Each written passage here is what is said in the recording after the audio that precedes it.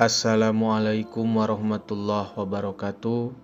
Pada kisah wali kali ini, kami akan mengangkat karomah Syekh Abdul Manaf.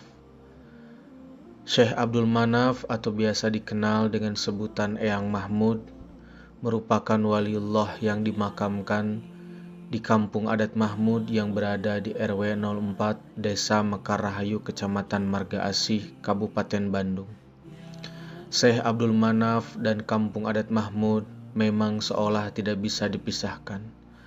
Konon, ulama besar inilah yang mendirikan Kampung Mahmud yang tepat berada di tengah lingkaran Sungai Citarum hingga bisa lestari hingga saat ini.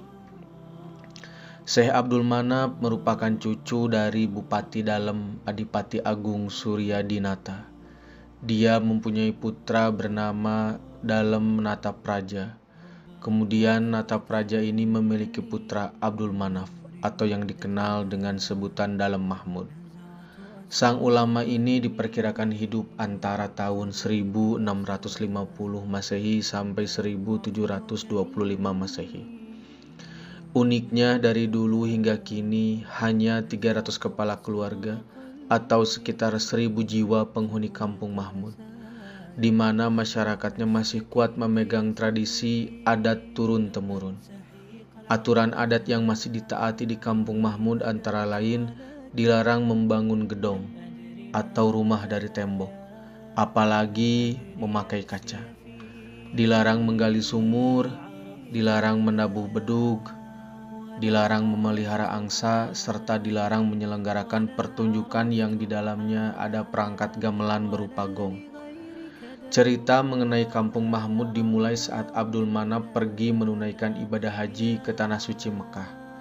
Ketika dia berada di depan Ka'bah, konon mendapat ilham atau wangsit untuk mengambil segenggam tanah dari pelataran Ka'bah untuk dibawa pulang ke tanah air Indonesia tercinta. Setibanya di kampung halamannya, tanah itu harus ditebarkan di sekitar rumah dan ditandai dengan batu atau tugu setinggi kira-kira setengah meter, berbentuk kuncup, dan daerah tersebut dinamai Kampung Mahmud.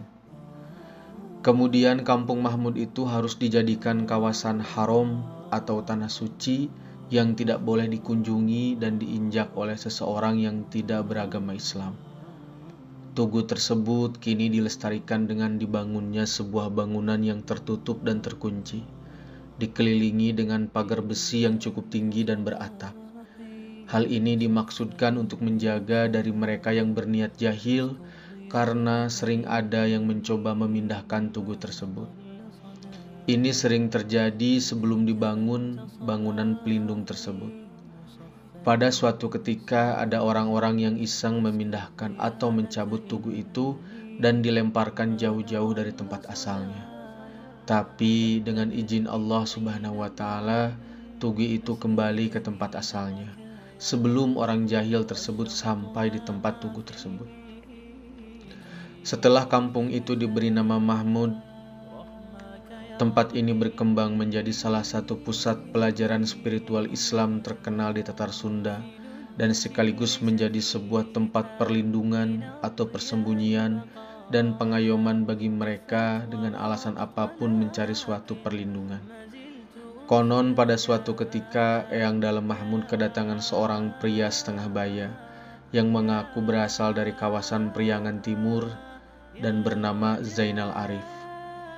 Dia memaparkan bahwa sebenarnya sedang melarikan diri dari daerah asalnya karena dituduh membahayakan keamanan negara oleh penjajah kolonial Belanda. Setelah menjelaskan keadaan dirinya, kemudian dia meminta perlindungan kepada Syekh Abdul Manaf, sehingga diterima menjadi murid dan pengikutnya. Singkat cerita, Zainal Arif sebenarnya adalah putra dari Eyang Asmadin dan keturunan keempat dari Syekh Abdul Muhyi dari Pamijahan, Karangnunggal, Tasikmalaya. Dalam menjalankan tugasnya, beliau diberi perintah oleh Eyang Dalem Abdul Manaf untuk bertapa di 33 gunung di sekitar Kampung Mahmud selama 33 tahun, dan selanjutnya bersama-sama menyebarkan agama Islam di Jawa Barat. Setelah sekian lama mengikuti pelajaran, ternyata didapati bahwa Zainal Arif adalah seorang pemuda yang pandai, cerdas dan cekatan dalam menerima pelajaran yang diberikan. Karena dia pun menunjukkan kesetiaannya sebagai murid, lalu akhirnya dinikahkan dengan salah seorang keturunannya, kemudian diberi gelar Eyang Agung. Abdul Manaf juga mempunyai murid yaitu Abdullah Gedung. Dari ketiga waliullah tersebutlah ajaran Islam meluas di wilayah Bandung. Setelah wafat, Eyang Dalem Mahmud dikebumikan di bawah sebuah pohon beringin yang rindang. Sedangkan Eyang Agung agak sedikit keluar dari kawasan makom utama, kurang lebih 15 meter ke sebelah utara, dan juga makam Eyang Abdullah Gedung. Ketiga tokoh itu memiliki kesaktian tingkat tinggi. Bahkan mereka pun memiliki benda pusaka yang hingga kini terus diburu para peziarah. Tak jarang ada peziarah yang mendapatkan benda-benda pusaka itu, bentuknya bisa berupa golok, keris kecil, tombak, atau batu-batuan. Konon Kampung Mahmud sampai saat ini belum pernah diinjak oleh mereka yang bukan Islam. Bahkan semenjak zaman penjajahan Belanda dan Jepang pun, Kampung Mahmud tidak terjamah oleh mereka dan selalu terpelihara kebersihannya dari mereka yang bukan beragama Islam. Sekian kisah Eyang Abdul Manaf atau Eyang Mahmud. Semoga kita bisa mengambil banyak pelajaran dari karomah yang ada pada diri Eyang Abdul Manaf. Wallahul muwafiq illa aqwamit thoriq. Wassalamualaikum warahmatullahi wabarakatuh.